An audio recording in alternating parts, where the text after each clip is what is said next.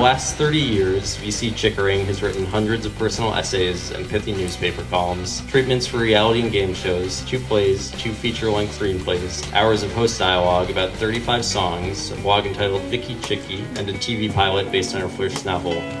Please welcome VC Chickering.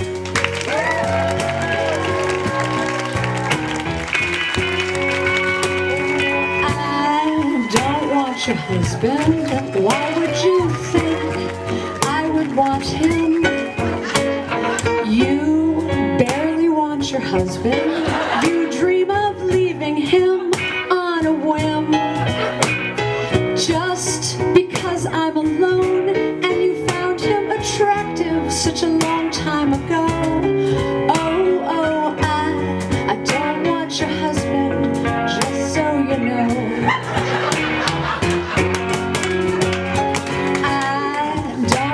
Your husband, and for most other women this is true. We see all of his failings probably clearer than you do. We'd rather hang out with you, 'cause you're way more funny and reliable. So please relax, we don't want your husband, just so you know.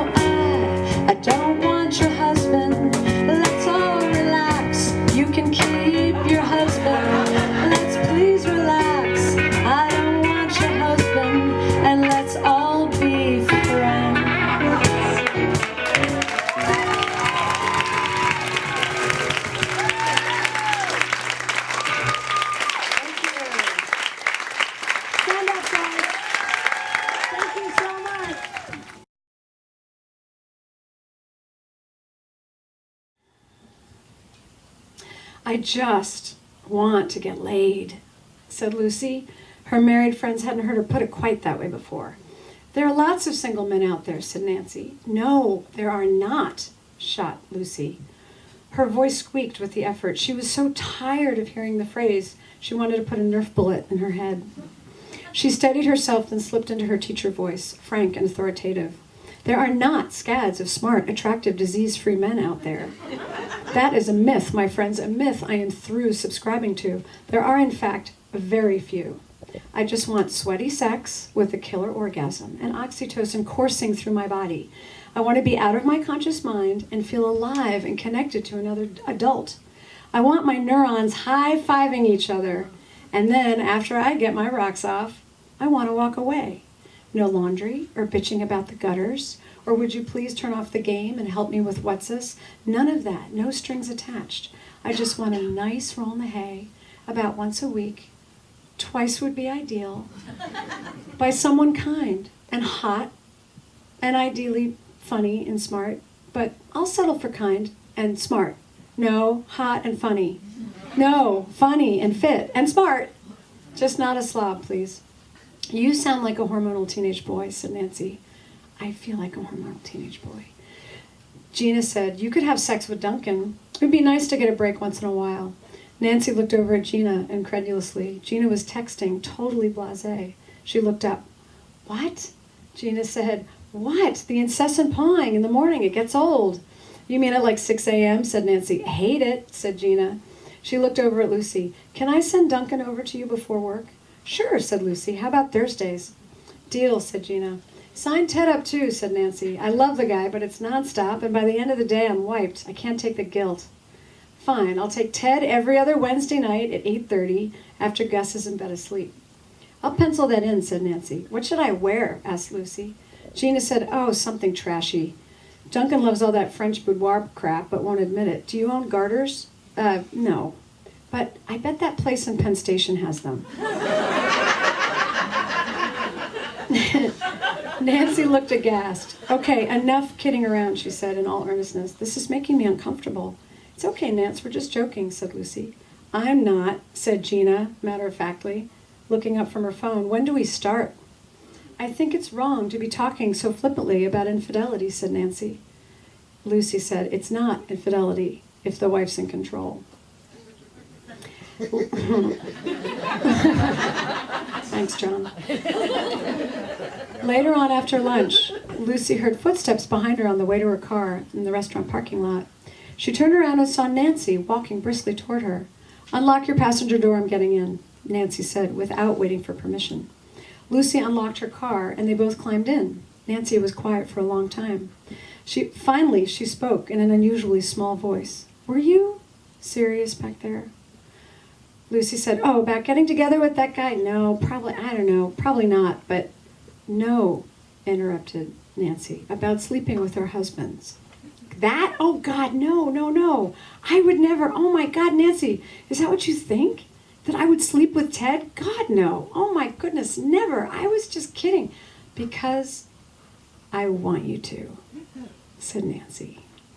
Lucy could not have heard her correctly. Excuse me, she said. This time Nancy repeated herself more quietly, almost sweetly.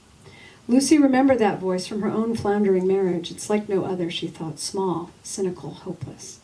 I want you to sleep with Ted, said Nancy. Then she turned abruptly and met Lucy's gaze. All of a sudden there was energy in her voice and her dark eyes brightened. But you have to promise me that you don't fall in love with him or let him fall in love with you because I just don't know what I would do if... Lucy said, Nancy, you really think after the divorce I've been through that I would want your lazy CNN watching when he should be helping the kids with his homework, Ted, for myself? I would rather stick needles in my eyes. Nancy smiled and said, I was hoping you'd say that. Lucy said, no offense. Nancy said, so you'll think about it? You said you just want to get laid, right? He's good in bed. Oh, Jesus, really? God, no, this is so weird. Lucy said, how many times are we talking? I don't know, Nancy said. I hadn't gotten that far. She thought for a moment. Maybe we just try once and see if that does it. Then we'll take it from there. Lucy said, you really think that sleeping with me once is going to save your marriage? I'm not that good. Nancy teared up and said, I just don't know what else to do. Oh, honey, I'm sorry. No jokes. It's just that the situation is so over the top. I can't help it. Please don't cry. There's no crying in baseball or whatever this is we're doing. It's just bonkers, right? I mean, it's crazy. Or maybe it's not. Maybe everyone's doing it, but no one's talking about it. For all we know, we could be the only people not doing it. Maybe we're the last on our block. Either way, no more jokes, I promise.